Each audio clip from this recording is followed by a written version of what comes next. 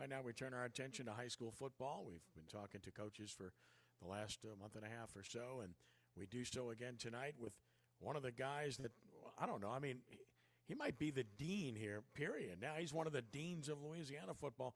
I'm trying to piece it together, but as best as I can tell, I think we're talking about 30 years at one school now, and 22 of those as head coach. And if I'm wrong on that, he can correct me because I've been wrong before and I'll be wrong again. Then again, maybe he's not counting anymore. It's great to be joined by my friend Kenny Sears, the head football coach of the St. Paul's Wolves. Coach, listen, thanks for the time, and correct me if I'm wrong there. Help me out here. No, you're right, Kenny. I stopped counting a long time ago, which means I'm a fossil now. So, and listen, thank you for having me on, and I appreciate everything you do for prep football and highlighting prep sports, and especially your voice during this difficult period.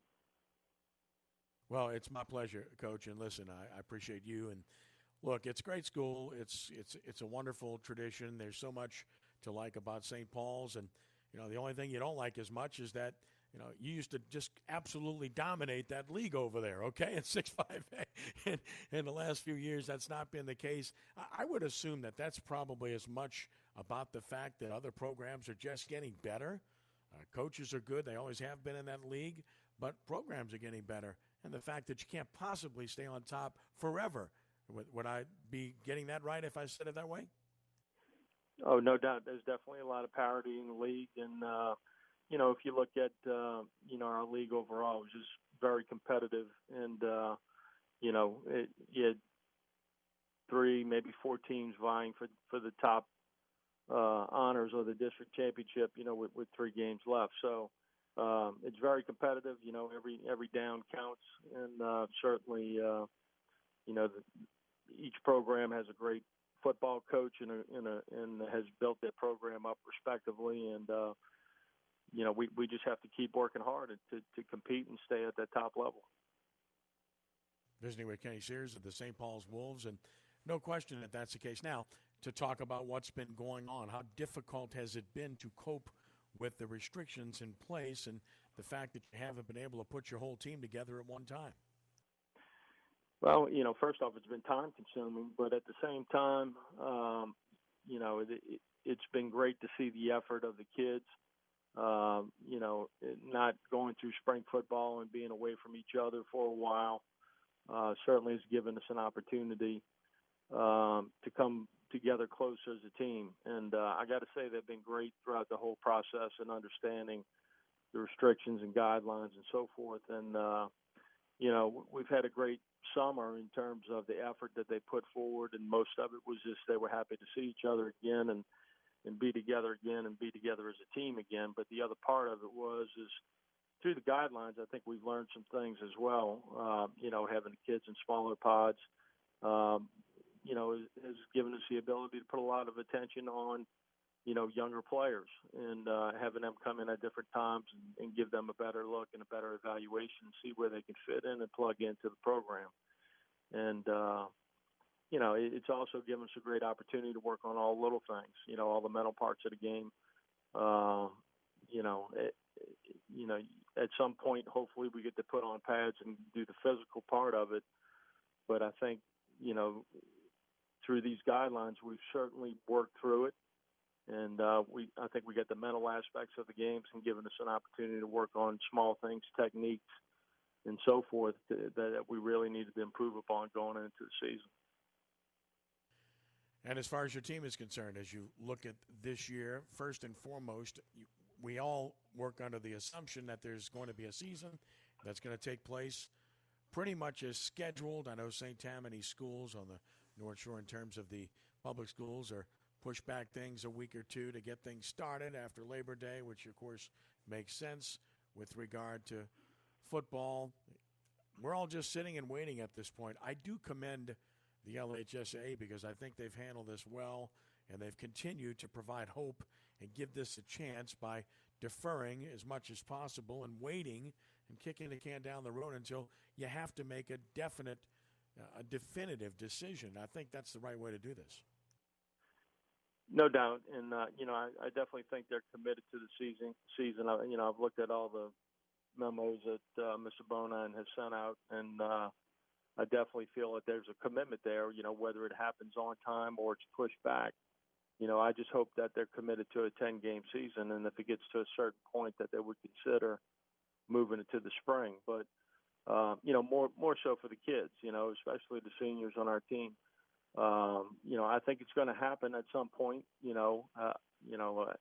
Personally, I wouldn't want an abbreviated season. If we had to have that, I'd rather move to the spring and have a full season. But it is what it is, and we have to deal with the adversity that's brought in front of us and overcome it. And but certainly, I feel better that the LHSA has responded the way it has and has shown a commitment to get back to play as soon as possible. And as far as your team is concerned, Coach, just talk about that a little bit and, what you have coming back this year. What do you feel are your strengths and, just how you like this team? Well, I mean, we had a really young team. We played a lot of sophomores, a lot of juniors last year. The bulk of our team on both sides of the ball were a nucleus of sophomores and juniors. And, we have most of the guys back on both sides of the ball. So I really felt like, the games we lost were really good learning experiences for those guys. Some of them were painful experiences, but that's how you get experience, and I think the kids learned from it. And, that experience in its own is a reason that I feel like we have to play this year, just to see how it all plays out with our guys. I like where we are as a team. I like the chemistry that we have during the summer. And like I said, there's been more focus than I've seen in a long time, probably because of the COVID situation, and the kids know what's at stake. So they've taken everything that we've asked them to do in terms of the procedures and guidelines seriously, but at the same time, they've given tremendous effort and they've really started to coalesce together as a team. So I feel good about the squad, and I keep telling them, when we play, let's make sure we're ready and keep doing what we're doing. And when situation change, we'll adapt and adjust and be ready to compete. What do you see as your strength? What's the strongest part of your team, something that you feel comfortable with going into the season? Well, I want to say, last year, offensively, at one point, I want to say we had 8 sophomores on the field. So I really feel good about that group. They've learned so much in a year, and, I feel like the experience that they gained on the field last year will certainly suit them going into the season. Defensively, I really feel good about our defensive line and our linebacking core. Most of those guys are back. We do have some holes to fill in the secondary, but we got some great guys out there competing. And, like I said, I really like the chemistry. I really feel like, these guys are together. And that's why I'm excited about the season when it happens. Scheduling is always interesting. And what's interesting about St. Paul's is, you don't shy away from the top competition. You always scrimmage Curtis. You jamboree with Rummel. You've played Jesuit during the season to go along with your North Shore League. So you always schedule tough. I mean, you've played Carr a lot in recent years and so on.